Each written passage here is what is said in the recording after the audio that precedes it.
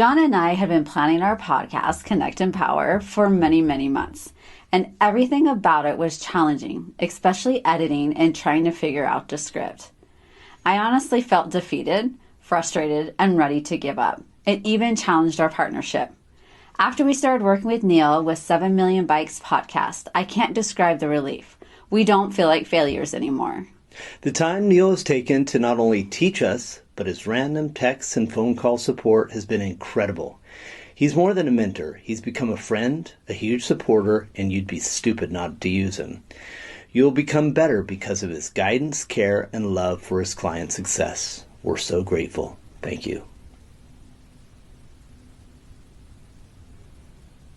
Another tip I give to people as well is ask the question and then shut up and let them fill the silence. As an interviewer, I'll be honest, it takes balls to be able to ask the difficult questions. I don't try and overload my guests with difficult questions. I'll maybe try and warm up to it. Your job as a host is to create that comfortable environment, that comfortable relationship that you can ask a question that's going to probe a little bit. The biggest measure is not actually your downloads, it's your engagement. They look at how long people are listening to your podcast.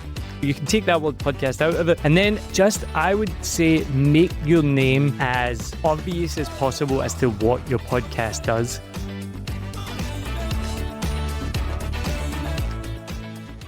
Welcome back to another episode of Smarter Podcasting with me, your host, Neil Mackay, the podcast guy.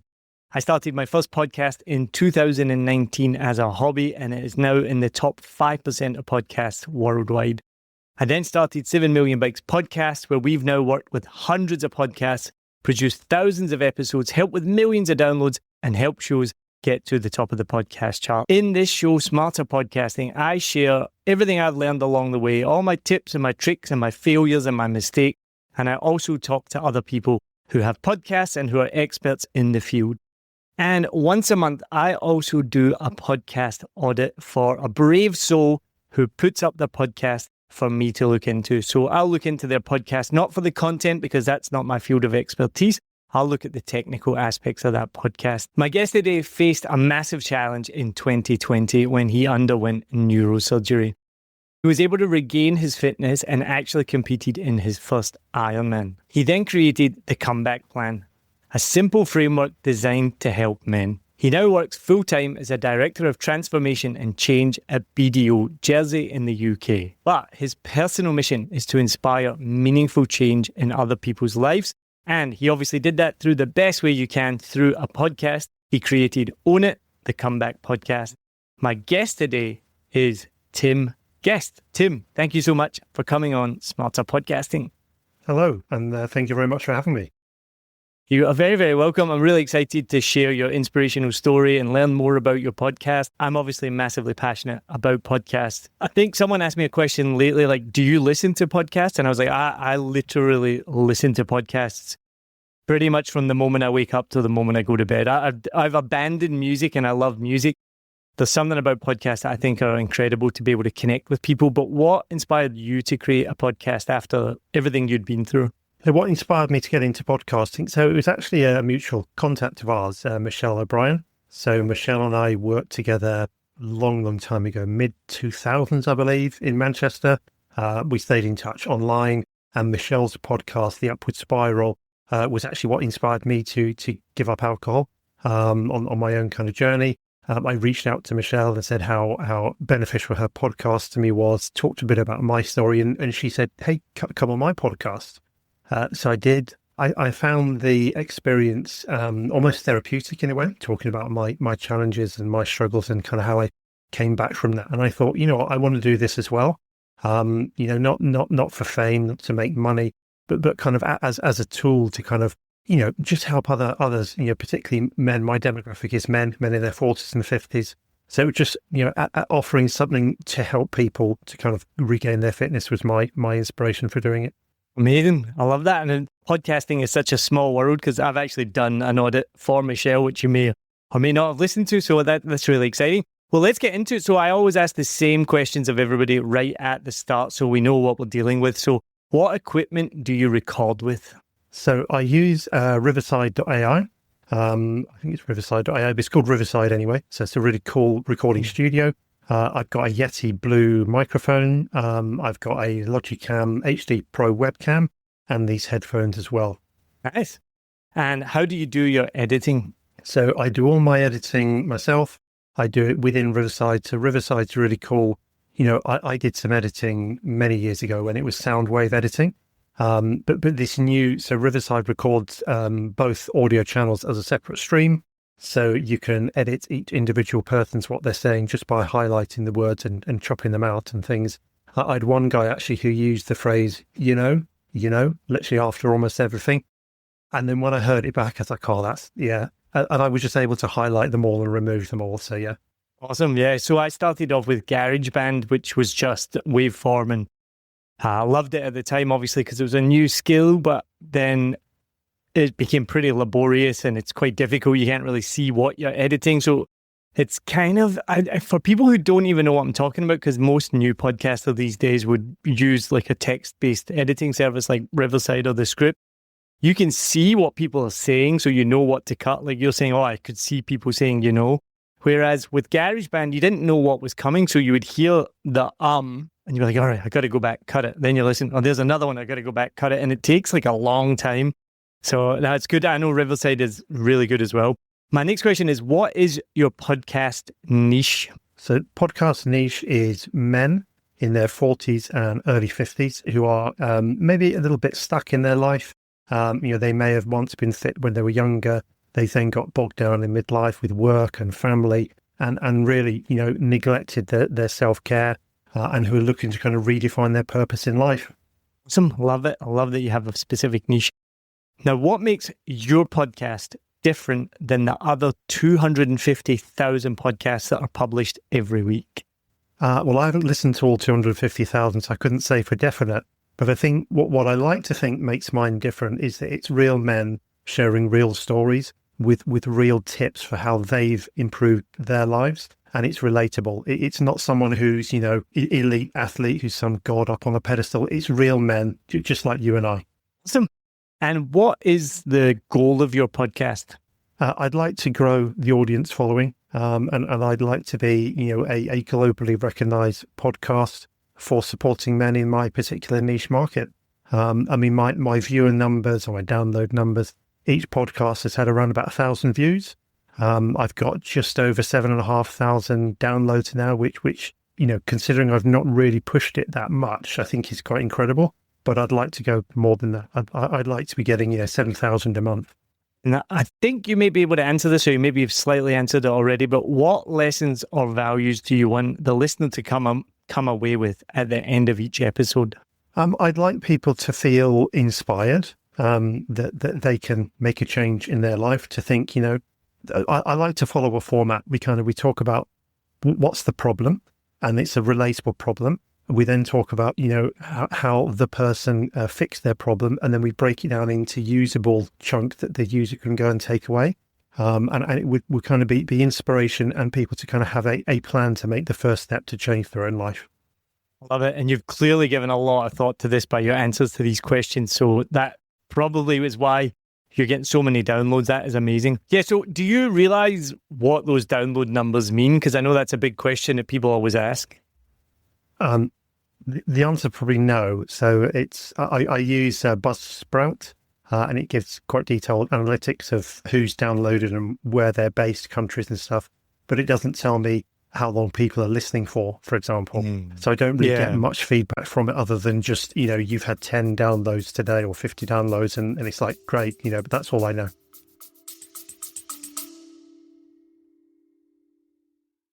I've been podcasting for years, and the number one tool that helped me become an award-winning podcast producer is The Script. No matter whether you're a tech wizard or a beginner like me, The Script can help you with everything you need to start your own podcast. If you want to start your own podcast today, download The Script. The link is in the show notes. It's my number one recommendation to help you create a podcast easily, smoothly, and it has heaps of AI features that make your podcasting even better. So check it out. Let me know what you think.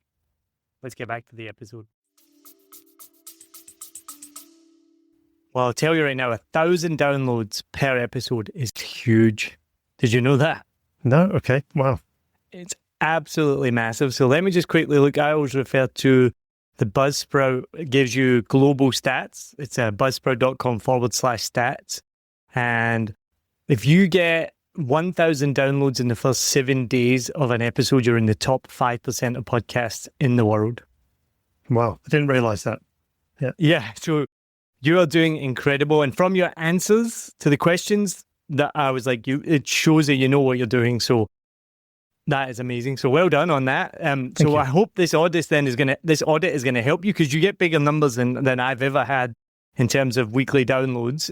One of my biggest strengths is the length of my back catalog. So I have about 370 episodes. I've been doing my main podcast for 6 years, and 80% of my downloads comes from the back catalog. So my biggest thing right away would to be encourage you.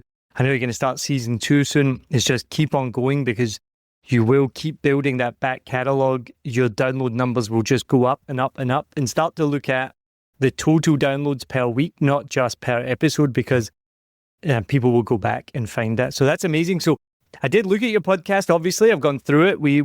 This interview has been a long time coming. We've had some back and forth and some barriers, some things that have blocked us, but we're finally here. So I'm excited to share this with you. And the success of your podcast then is incredible. If you're at 7,000 downloads in 7 episodes, is that what you said? 7 episodes, yeah. Wow, incredible.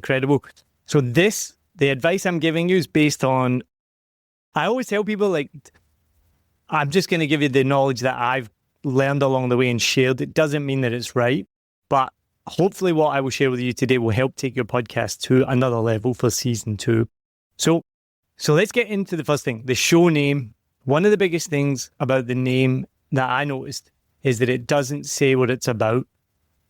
And there's actually many podcasts with a similar name. So if you Google it, there's a lot of podcasts come up about the comeback. There's even one by the Church of the Latter-day Saints. I had a friend who'd a podcast called The Comeback as well. So I would look at making the name as really specific as possible. And then the other big suggestion, I would say, is drop the word podcast from the name. And this is advice I always follow. It's from an amazing podcaster called Adam Shibley. And I've read it on other things as well. And I truly believe in it, because people already know it's a podcast. So they're already looking on Spotify podcasts or Apple podcasts, right? Now, my podcast is called, or was called, a Saigon podcast. Then it became a Vietnam podcast. And I just changed it like a month ago to Discover Vietnam. So I only just dropped the name podcast from it after 6 years. So you don't have to do it. I've done it as well. I did it when I started before I knew that. I was like, I'm going to take away the word I'm going to use, it's a Vietnam podcast, right? But as I've learned, I think it does make sense, because you have very limited real estate with your name. If you look on Spotify podcasts or Apple podcasts, and someone's scrolling down looking for a new show, they don't have, there's only like, I think it's 70 characters or even less, something like that. So you can take that word podcast out of it. And then I would say, make your name as obvious as possible as to what your podcast does. One of the things I would also recommend is getting your own website, because once you have your own website, you can get traffic coming to your domain, to your asset that you own, not Buzzsprout's. So that means that you can analyze the traffic, you can create the keywords, measure the SEO. If you're sharing links to Apple or Buzzsprout or Spotify, you're sending people to somebody else's website. You want to send people to your own website. So that's a big one as well. I've got my own website, but I just don't have a link to the podcast on it. And I guess it sounds simple to do that, because I've just always published the link to Apple or Spotify podcast. But as you say, you're sending traffic to someone else's website. So yeah, thank you. Yeah, exactly. And I mean, I used to do the same as well, 100%. And the thing is as well, Apple and Spotify only make up about 60% of total podcast listens. Because they are the biggest brands, everybody thinks they are podcasts. I mean, I have people ask me all the time, like, just last week, a client said to me, is there anything else apart from Apple and Spotify? And I was like, oh my God, there's about 30 more. So they only make up 60%. And then the thing is, I can't remember the exact stats, but 50% of the population own an iPhone, the other 50% own a Samsung or an Android-based phone. So If you own an Android-based phone, you just do not have Apple Podcasts. In fact, that's a lie. They've literally just changed that. They've made Apple Podcasts available via browser, but still nobody's going to do that. So it's pretty much, if you own an iPhone, which I do, but I still use Spotify. But if you own an iPhone, you've got Apple Podcasts. If you don't use an iPhone, you don't have access to Apple Podcasts. My point is, if you only share those two links, you might be losing listeners because 40% of people don't use either of those apps. So that's a big one as well. In terms of like names, I just came up with some random suggestions. I thought about how to make it that it's really obvious about what it does. So I started off with 7 Million Bikes of Saigon podcast. I thought it was catchy and quirky, but it didn't really say what the podcast was about. So my ideas was something like using the word self-improvement at the beginning of your podcast, because that's what your podcast does. And it means if someone's scrolling, they're going to see self-improvement and right away they're like, that's what I want. If it's the comeback, as I said, there's a lot of different podcasts about the comeback. It doesn't really say what it is. So some of the things I wrote down was like the comeback, self-improvement, true grit, self-improvement, overcoming setbacks, self-improvement, action, grit, ownership. So just to try and make it a little bit more specific. As I'm saying that though, your podcast is already doing amazing. Maybe not best to change your name right now. I would suggest that if your podcast was still trying to build and gain listeners. But what I would look at doing is adding at least a tagline that gives a further explanation of what it actually does. So when someone is scrolling or someone's interested in the comeback, they click on it and then they see that.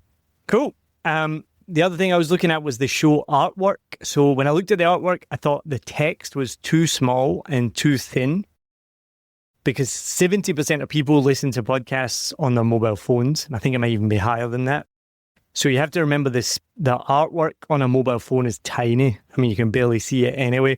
So I see it very often. People put very small, hosted by in very tiny letters at the bottom. Nobody can read it. So what you want to do is just make any text, and it should only be like 3 words. There should really just be the title on the front. Big, bold letters. I'm not a designer, but I know you can choose certain colors that pop. So don't use like colors that don't stand out. And then I would use a high resolution picture as well. And that would just make it stand out when people are scrolling on the phone. And then similar for the episode artwork, it's good that you have episode artwork, but it was just too many words. So too difficult to read on a small screen. So yeah, because I think on the episode artwork, I tend to put the title of the podcast and then who the name of the guest is. So you're saying maybe just reduce that slightly so it's easier to see on the phone, yeah? And you can look at my show, A VNAM podcast, or this show, Smarter Podcasting, as an example. The temptation is you want to put everything right. You want to put who the guest is and all of that stuff. But the reality is people just can't read it. So I just have 3 or 4 words, big, bold. I have 1 picture or 2 pictures, not too busy. Try and make it stand out as much as possible. And again, it took me a while to realize, just try and put yourself in the shoes of the user, the listener, who's generally scrolling on the phone. So think about how you would listen to podcasts and then how people would find it. Then one of the things for the show notes, I read all the time, and I disagree with some people. I disagree with a lot of people on this. People, you might have read this, they say, put keywords in your show notes. Have you heard this before? I think it's completely useless. I don't understand how that would do anything at all, because from my limited knowledge of SEO, it relates to Google. So one of the things I recommend is, as well as having your own website, have a blog post for every episode you do. Because if somebody is searching for something, the blog post will come up. It's very unlikely that your podcast, unless they type in the exact name of the show or the exact name of the episode, if they were to just type in men's health or men's improvement, something like this, a keyword related to what you do, your podcast is not going to come up on Google search. But if you have a blog about that exact topic that's filled with keywords related to that topic, and then the podcast links are on that blog post, that is much more likely. So we do that. We create a blog post for every single episode, and we've had blogs that have one of the ones that we're getting the most hits right now is about podcast background ideas, and we did that because we did a bit of keyword research, and it showed up that people were searching that. So we did an episode about podcast background ideas. So think about that as well. That's a great idea. And certainly, and nowadays as well with AI, It's so easy to create a blog post with the, Riverside will give me a transcript and it'll give me a summary. And, you can then stick into ChatGPT and get it to write a blog post. You can then edit. And so you can get 80% of the blog post done for you. So, yeah, another great idea. Thanks. That's literally 100% what we do. So I do have a girl on my team who writes the blogs because it does take a little bit of time and it definitely needs a human touch. I mean, this is the thing with everything AI. Everybody thinks it can do everything. It can get you 80% of the way there, absolutely. And we get the transcript from Descript, we put it in, and then we say, and then, she adds some keywords, we'll do some keyword research. So leading into what I was going to say about the notes, for me personally, don't worry about stuffing it with keywords. Again, it's one of these things that people love to tell you. It doesn't do anything but put those keywords in Google. This is just my opinion. What I do is I write the show notes in the first person. And I know not many people do this. I think it creates a much more personal connection with your listeners or potential listeners who are scrolling through, or they're going to see, oh, that episode looks good. What's it about? And they click on it. I don't think the show notes are super valuable, so I don't think you should spend too much time on them. But we do have a template.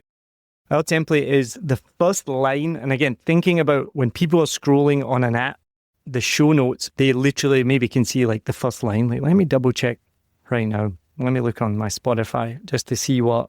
So I'm scrolling down. Yeah, there's 4 lines you can see on Spotify. I'm not too sure on Apple Podcasts what it is. So you literally have 4 lines, which is, I don't even know how many characters, to grab people's attention. So what we do is we take a quote from the episode and we put that in captions, who said it. And it's literally just 2 lines, very short quote, but that summarizes the podcast or something like a hook that intrigues people, that they're going to be like, oh, wait, what's this about? And then we write the show notes in first person. So I spoke today to blah, blah, blah, or I think this, because my personal feeling is it creates a much more personal connection. I don't have any stats or data to back that up. That's just my opinion. So I actually wrote out one of your show notes in the first person just to show you the example of how it would be different. So it could be something like, this isn't just another self-improvement podcast. This is about action, grit, ownership. Hosted by me, Tim Guest. I've been through the fire and fought my way back after brain surgery and a brutal battle with depression, alcohol, and prescription drugs. For men in their 40s and 50s who feel stuck, out of shape, and questioning if their best days are behind them. Each episode, I bring you raw, no BS conversations with men who've overcome challenges and clawed their way back, whether in fitness, mindset, or life. We're talking real challenges, real wins, and real strategies you can use to take back control. No excuses, no waiting for the right time. This is your wake up. Your comeback starts now. Yeah, I like it. Quite simple. But again, I get your point. It's more relatable if it's talking about me in the first person. So, yeah. I mean, if it's like a corporate podcast, I suppose, are always written that way. But when it's more personal, you want to be appealing to people on a one-to-one basis. So, yeah, that's a good point. Thank you. Oh, you're welcome. And one of the things, and I think you already seem to be aware of this, is just be careful with AI. Because when you do put it into AI, it really frustrates me. They start, anytime you ask ChatGPT or AI, because they're all using, I think, the same kind of engine or whatnot, it starts with, in this episode, ... And I won't say the name or anything, but there's a big podcast by a big media company that I listen to, and I love the podcast. But I looked at the show notes and literally every single episode was like, in this episode, ... And I was like, it's so boring. It's obviously used, people can see it's ChatGPT or AI immediately. I get it. It makes sense. In this episode, we're going to talk about, but it just doesn't make your podcast stand out. And it makes it look a little bit amateur as well. But what I think is great, what I did see from your notes and from even what we've talked about, I could tell right away that you know your audience, which is amazing. It's for men in their 40s and their 50s. So it's really good to have a clear niche and know exactly who you're targeting. So that's when I look at your podcast. Now we'll go into the production side of things. So when I listened to it, I turned it on. The intro, the music is really good. It was only 8 seconds, which is great. You'd be surprised some podcasts, the music can go on for 30 seconds or half a second. So it was good. Good 8 seconds. The intro to the podcast was really good. You said the podcast name, what it is, who you are. You said why you're the guide and what the podcast is about. So that was really good. And then you introduced the guest and who they were in relation to the podcast. So I was really impressed with the introduction. That was great. The only thing that I would say that what we do that works really well, and we do it for all the podcasts and all the clients that we work with, is we start every episode with a 30-second hook. So we take three or four sound bites from the episode, something that's catchy, something that's intriguing or a question or controversial, and we'll move that to the beginning. We'll put some music and stuff over it, just because those first 30 seconds are so, so important. So it is good that you have a good introduction, because it is where you can lose people. On YouTube, they literally tell you that 50% of people will leave within the first 30 seconds. That blew my mind when I first learned that. I was like, wait, what? Half the audience goes within 30 seconds? And then recently I started digging into my stats, and you mentioned you haven't looked at your consumption rates, but you should do that you can do that on the Apple Podcast Connect website and Spotify Creators website. You can find out your consumption. When I looked at that, the average was about 70 to 80% of people are still listening at 30 seconds. So you are going to lose people. It's not as much as YouTube, but you can see those numbers dip. And if you can keep people longer than 30 seconds, there's more likely that they're going to get to the end. So that's partly why we do that hook at the beginning. And we've seen, like, even on YouTube, we've seen like 60, 70% of people still listening at 30 seconds. I think it's the highest we got. But we're definitely always around the 50% or a little bit higher still listening at 30 seconds. So it definitely does work. Yeah. Yeah. People have very short attention span these days. And it's, when you're looking at music, for example, my kids, if I play them a song, if they're not interested within the first 3 to 4 seconds, no, this is rubbish, let's move on. Do you mean you've got a whole artist back catalogue you can listen to? You can't say this artist is no good based on 3 to 4 seconds. It's great. I mean, and for the short videos as well, that tells you, so you have, well, I think it was like you have 3 seconds to grab someone's attention, and apparently now it's like half a second. And I'm like, yeah, I mean, that's true. When I'm scrolling videos, like, do I want to watch it? Yep, no. I will counter that though, because I do disagree slightly. When people like long form content, like podcasts, like you're making, I'm making, people love it. People don't have a short attention span when it comes to that. I think what people have is a short tolerance for poor content, basically. There's so much content out there. So they will make that decision within 30 seconds. Like, if I don't like this within 30 seconds, there's another 250,000 podcasts. There's another million YouTube channels. There's another 1,000 shows on Netflix I can watch. So that's what I think for the podcast medium, why we have to grab them. Not so much that they have a short attention span. They just have a short tolerance for that, which brings me up to the sound quality, right? So the sound quality was good in the introduction, but then it dramatically dropped off in quality, which is even more noticeable because it was good in the introduction and then drops off. The first sound on the episode I listened to, the first sound was and then it was the fifth word was as well. So we're talking about those filler words, like those were really, they stood out right away, like the first, after the introduction, the first words. And I think it was by the guest, if I remember. I can't remember off the top of my head right now. But the sound quality after that was really poor. So I'm really impressed at your download numbers, because for this quality of the sound, I thought people would have less tolerance. That's where it will be interesting if you go and find out your consumption rates, because it will be worrying if you're getting all those downloads, but then there's a massive drop off. And maybe people do really connect with the content, so they are putting up with that poor sound. But for me as a podcast producer, like, we want to have the best sound quality. And I do think for me personally, like, I wouldn't listen to a podcast with poor sound quality. I just wouldn't put up with it, because I know, and I'm normally listening with, everyone's listening with AirPods these days. They're noise cancelling. The sound is right in your ears. So I would really look at that. And I'll explain why the sound quality is bad, because now I know the answer.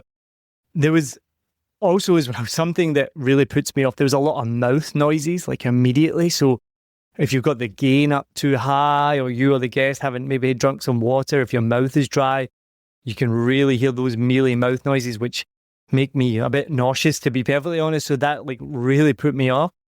And then what I actually did was, I downloaded your episode and then I put it into Descript, because I didn't have access to your Riverside, obviously. And I could detect the amount of filler words, and there was a lot of filler words. It was over 1,000. So when I did an analysis, there was 646 repeated words.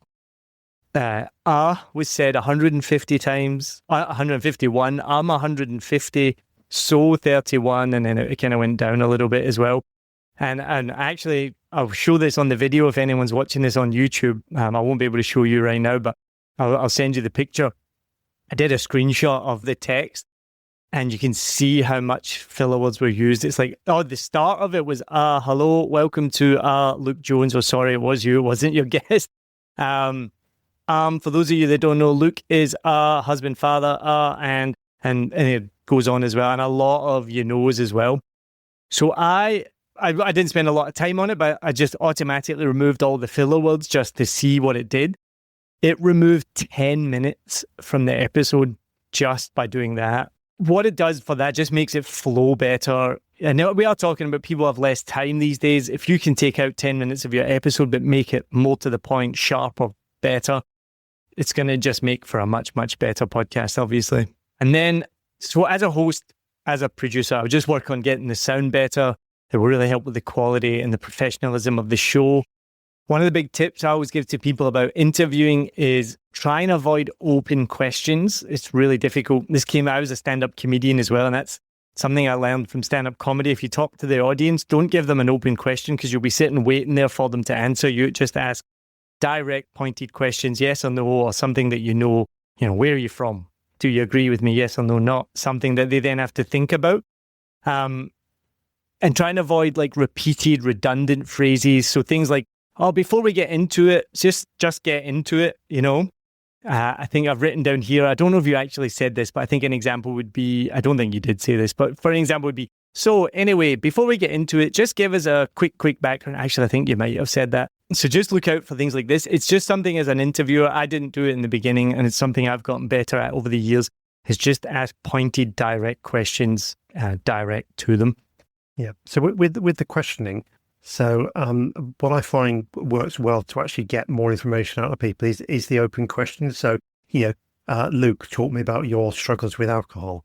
Are you saying that we shouldn't ask questions like that and we should make them more direct? I would say that's not so open because you're telling them exactly what you want to say, like tell me about your struggles with alcohol. But to make it maybe even more pointed to get more value out of it, you could say something like, tell me about one of the biggest challenges you had in your struggles with alcohol, or share a story about one time that you had a problem that alcohol affected your life. And they're probably going to, if they're comfortable with it, as an interviewer, it's difficult. I'll be honest. I mean, it takes balls. It takes, a bit of gumption to be able to ask the difficult questions.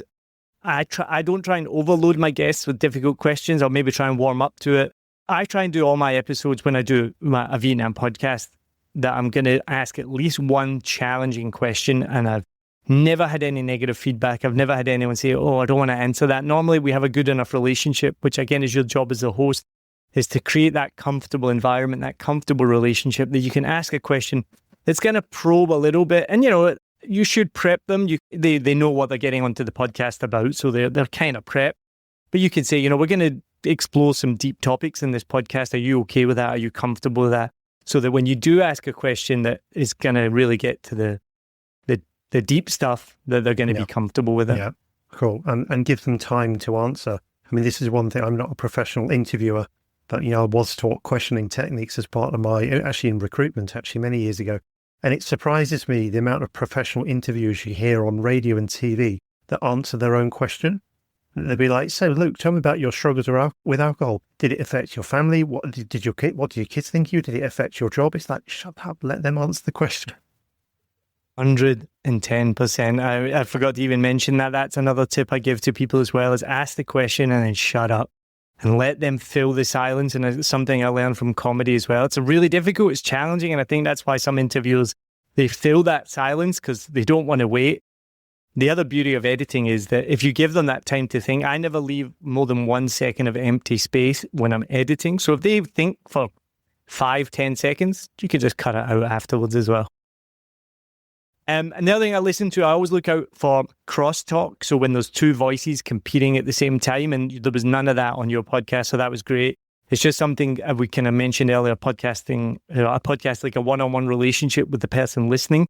And so I try not to, for me, my opinion, when you have a podcast like yours, like an interview podcast, I try not to fill that with too many voices, so nobody talking at the same time. And I didn't notice that in yours, so that was great.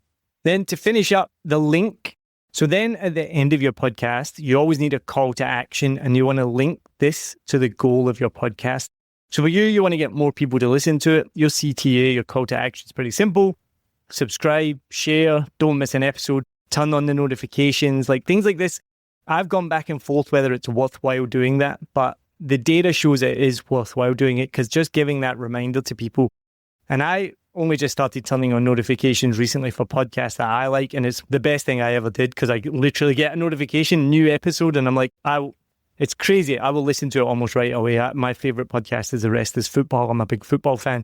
And as soon as there's a pop-up that there's a new episode, I'm immediately listening to it. So I would make that your call to action. This here is one of the most challenging things to do. I would not give the call to action to your guest. All right. So you've spent the time and the money and the energy to create the podcast.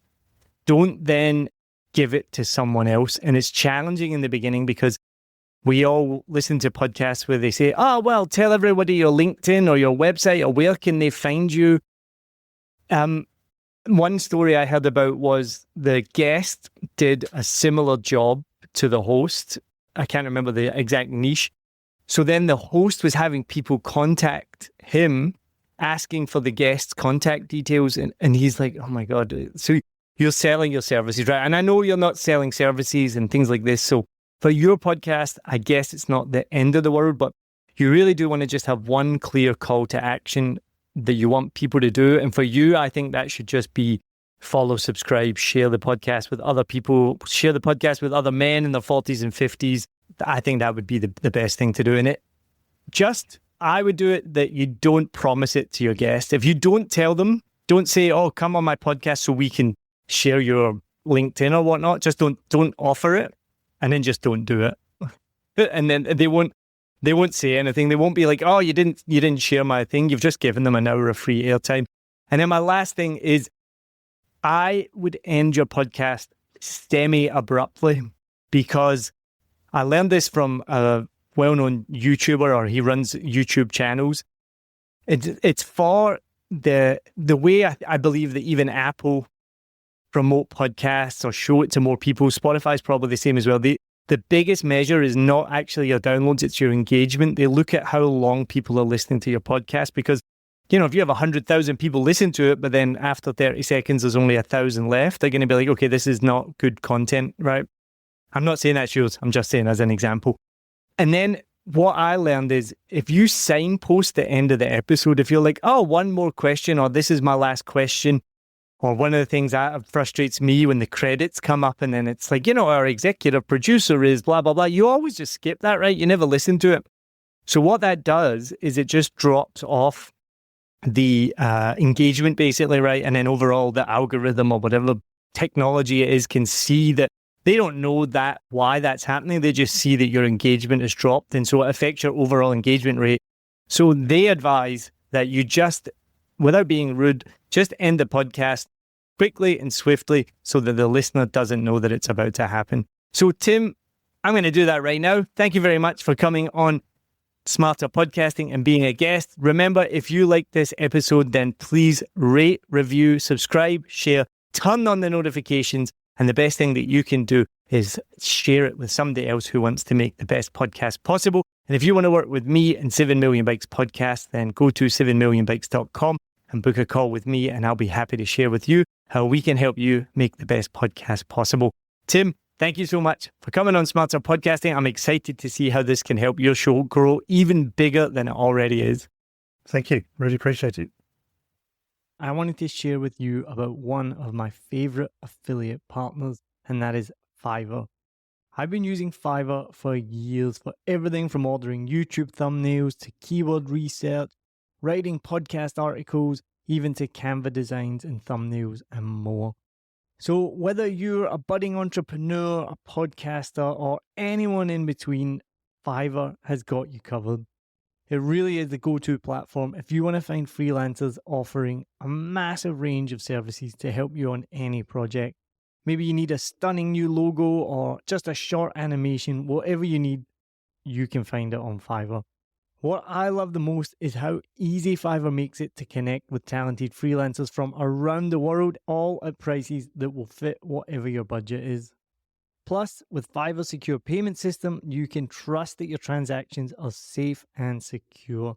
No dodgy people you meet on Facebook groups that disappear with your money and never give you what you want. What, that's only happened to me? As an affiliate partner, I will get a small commission if you use the link and at no extra cost to you. As an affiliate partner, I will get a small commission if you click my link and you buy something, all at no extra cost to you.